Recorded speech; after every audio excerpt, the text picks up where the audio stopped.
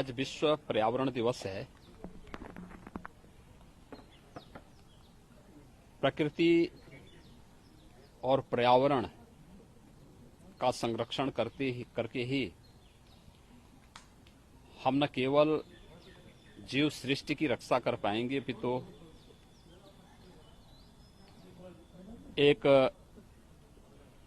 सुखद और आनंददायक जीवन प्रत्येक जीव जंतु को देने में सफल हो पाएंगे। कोरोना संकट, जो वैश्विक महामारी कोरोना आया है, इसने हमारे सामने आज अनेक ऐसी परिस्थितियां दी हैं और सोचने के लिए प्रत्येक नागरिक को मजबूर किया है कि प्रकृति के साथ खिलवाड़ करके हम पर्यावरण को जितनी क्षति पहुंचाएंगे उसकी कीमत हमें चुकानी पड़ेगी। विश्व पर्यावरण दिवस के अवसर पर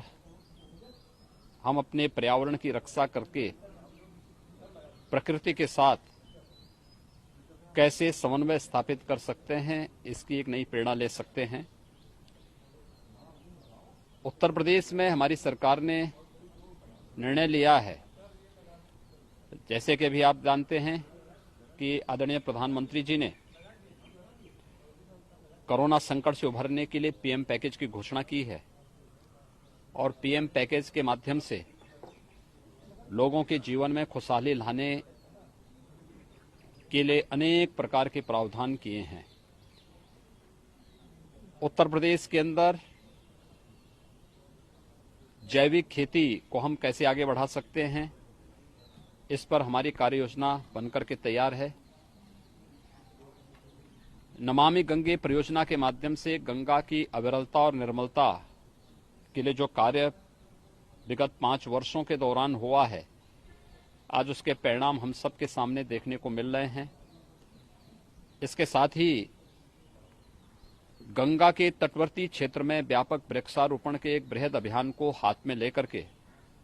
जो किसान गंगा के तटवर्ती क्षेत्रों में फलदार वृक्ष अपने खेत के मेड़ पे लगाएगा, उसे निःशुल्क पौधा उपलब्ध कराने, जो अपने पूरे खेत में फलदार वृक्ष लगाएगा, कोई केमिकल, फर्टिलाइजर और पेस्टिसाइड उपयोग नहीं करेगा, उसे प्रतिवर्ष महीने के हिसाब से कुछ सब्सिडी शासन स्तर पर एकड़ के हिसाब से देने की व्यवस्था के साथ ही हम लोगों ने लक्ष्य रखा है कि पूरे प्रदेश में इस पूरे सीजन में हम लोग 30 करोड़ से अधिक वृक्षारोपण के कार्यक्रम को वन विभाग के माध्यम से करने के लिए कार्य करेंगे। इसके साथ ही यह भी लक्ष्य रखा गया है कि वन महोत्सव का कार्यक्रम 1 जुलाई से लेकर 7 जुलाई के बीच में होगा। किसी एक तिथि को वन विभाग के साथ सभी विभागों की बैठक एक बार हो चुकी है, मैंने एक बार बैठक ले ली है, हमारे वन मंत्री जी इसकी बैठक निरंतर ले रहे हैं और हमारा प्रयास है कि एक ही दिन में फलदार, छायादार, इमारती लकड़ियों से संबंधित जो वृक्ष होंगे, ऐसे सभी वृक्षों को लगा करके हम लोग एक ही दिन में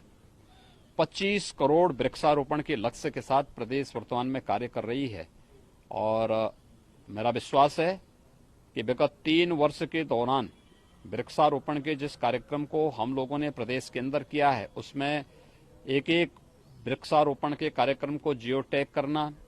उसके संरक्षण की व्यवस्था करना,